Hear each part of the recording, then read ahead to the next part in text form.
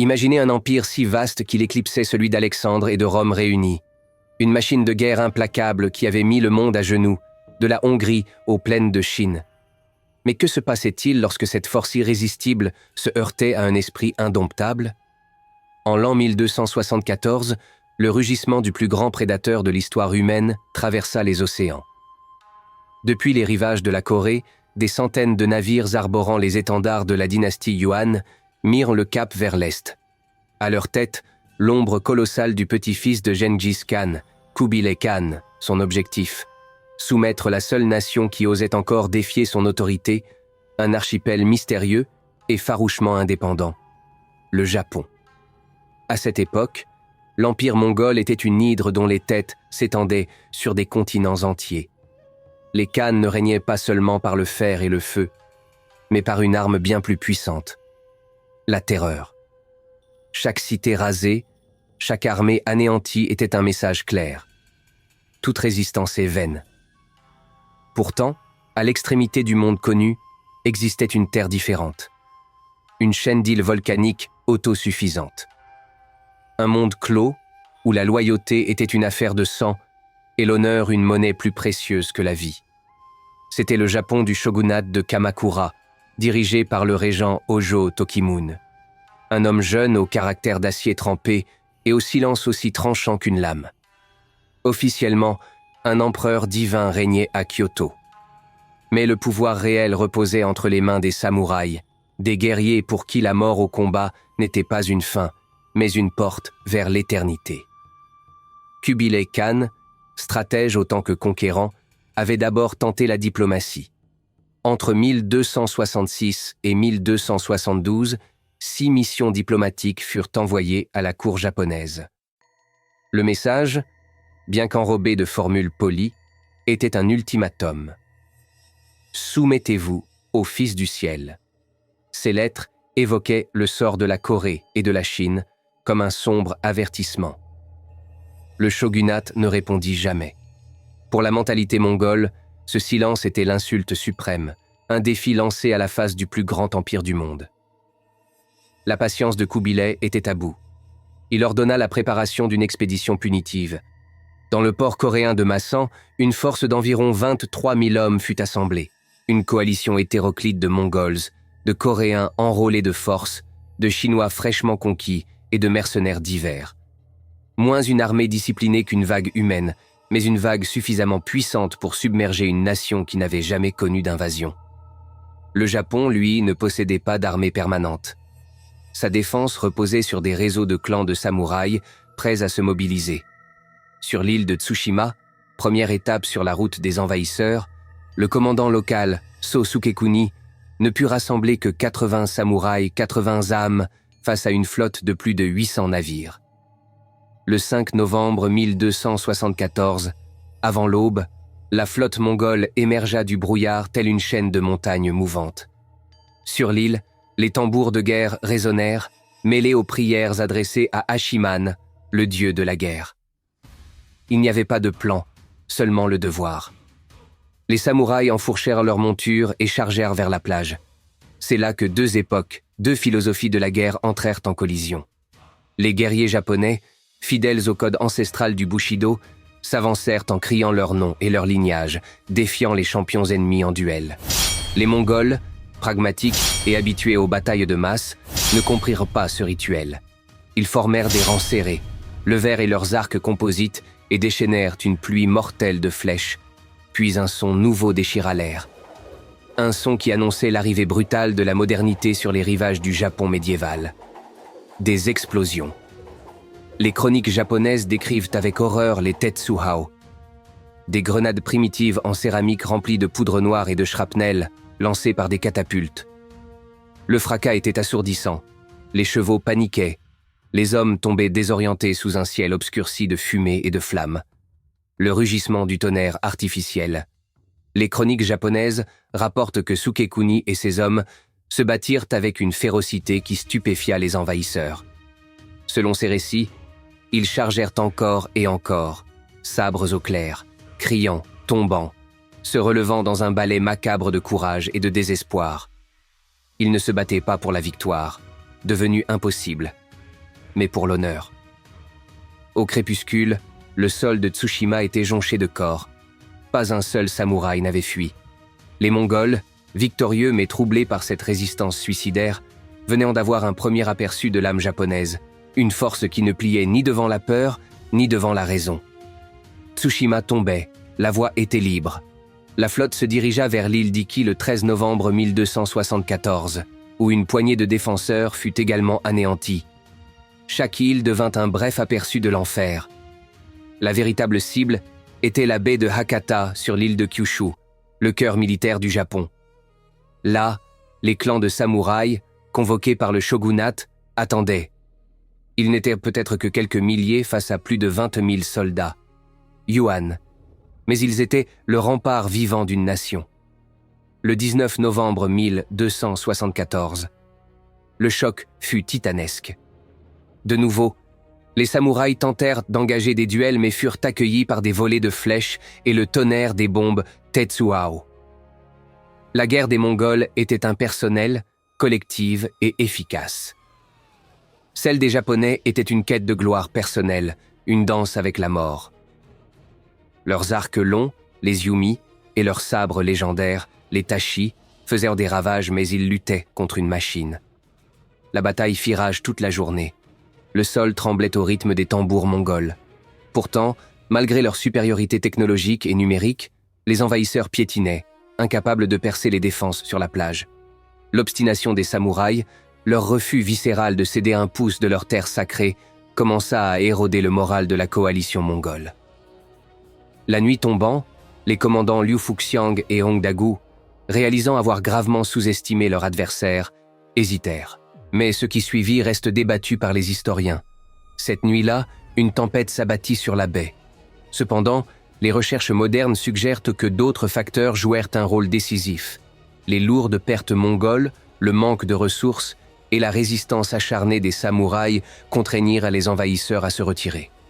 Les conditions météorologiques ne firent qu'aggraver un retrait déjà entamé. Au matin, des centaines de soldats s'étaient noyés et la côte était jonchée d'épaves. Affaiblis, démoralisés, les envahisseurs se retirèrent. À Pékin, Kubilai Khan reçut la nouvelle avec une fureur froide. Il avait conquis la Chine, soumis le Vietnam. Mais ce petit archipel arrogant lui avait résisté. Son orgueil impérial ne pouvait le tolérer. Il ordonna aussitôt la préparation d'une seconde invasion, une armada qui ferait passer la première pour une simple escarmouche. Au Japon, l'événement fut interprété comme un avertissement divin. Le shogunat se mit au travail. Le long de la baie de Hakata, une muraille de pierre de 20 km, le Genko Borui, fut érigé. Les forgerons travaillaient jour et nuit. Les archers s'entraînaient sans relâche. Le pays tout entier se préparait. Une phrase était sur toutes les lèvres des moines guerriers. « Si le vent nous a protégés une fois, que notre esprit nous sauve la prochaine. » 7 ans plus tard, en 1281, la plus grande flotte de l'histoire humaine jusqu'au débarquement de Normandie fit voile vers le Japon, plus de 140 000 hommes répartis en 2 flottes massives. Mais le Japon avait appris. Les samouraïs ne les attendirent pas sur la plage. Ils prirent la mer dans de petites embarcations agiles, menant une guerre de guérilla navale audacieuse. Nuit après nuit, ils abordaient les jonques ennemis, tuant les officiers, coupant les cordages, mettant le feu aux voiles avant de disparaître dans l'obscurité. Les envahisseurs, incapables d'établir une tête de pont solide, furent immobilisés, pris au piège dans une longue guerre d'usure. Puis, les 15 et 16 août 1281, alors que l'été battait son plein, le ciel s'assombrit. Un typhon d'une violence inouïe, une force de la nature déchaînée, s'abattit sur la flotte mongole. Ce fut l'apocalypse. Les vagues, hautes comme des montagnes, broyèrent les navires. Les mâts se brisèrent comme des allumettes. Des dizaines de milliers d'hommes furent engloutis par l'océan en furie. Le désastre fut total. Les rares survivants qui atteignirent le rivage furent accueillis par les lames des samouraïs. Un typhon d'une violence exceptionnelle venait de détruire la plus grande armada de l'histoire. Les Japonais, interprétant cet événement météorologique comme une intervention divine, le baptisèrent Kamikaze, le vent divin. Ce nom marqua la naissance d'un mythe fondateur, celui d'une nation protégée par les dieux, une terre inviolable. Mais derrière le mythe se cachait une vérité plus complexe. Sans la discipline de fer des samouraïs, sans les fortifications de Hakata, sans l'unité d'un peuple face à l'extinction, même le plus puissant des typhons n'aurait pas suffi. Kubilai Khan ne tenta jamais une troisième invasion. Son rêve de domination du Pacifique s'était brisé sur les côtes du Japon. Pour le pays du soleil levant, cette épreuve fut une renaissance. La société féodale se consolida et l'idéal du samouraï, mêlant courage, loyauté et sacrifice, devint le cœur battant de l'identité nationale. Cette guerre ne fut pas une simple série de batailles. Ce fut le moment où le monde découvrit que la puissance d'une nation ne se mesure pas seulement au nombre de ses soldats, mais à la force de son esprit. Et au Japon, cet esprit prit le visage d'un guerrier qui, même face à l'empire le plus redouté de l'histoire, choisit de ne jamais reculer. Mais ce chapitre de l'histoire ne se referme pas sur le silence des champs de bataille. Car si le vent divin avait offert au Japon une victoire miraculeuse, il avait aussi planté les graines d'une crise profonde et durable. L'euphorie de la survie, une fois dissipée, laissa place à une réalité bien plus complexe et amère. La menace extérieure avait disparu, mais une menace intérieure, silencieuse et corrosive, commençait à ronger les fondations même du shogunat de Kamakura. La guerre avait coûté une fortune colossale. Pendant des années, l'économie du pays avait été entièrement tournée vers la défense. La construction de la muraille de Hakata, la mobilisation constante des clans de samouraïs, l'entretien des garnisons côtières. Le shogunat s'était endetté jusqu'à la garde, épuisant ses coffres et ceux de ses vassaux les plus loyaux. Or, dans le système féodal japonais, la guerre était une entreprise. Les samouraïs ne combattaient pas seulement par devoir, mais aussi pour la récompense, le honto. Traditionnellement, après une victoire, les terres et les biens de l'ennemi vaincu étaient redistribués aux guerriers méritants. Mais ici, il n'y avait pas de butin. L'ennemi n'avait pas été conquis. Il avait été repoussé, englouti par la mer.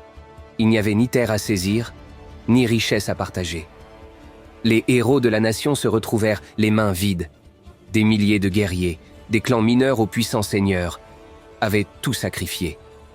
Ils avaient vendu leurs biens, contracté des dettes pour s'équiper et rejoindre le front. Ils attendaient maintenant leur dû. Des pétitions affluèrent à Kamakura, des récits de bravoure, des demandes de compensation.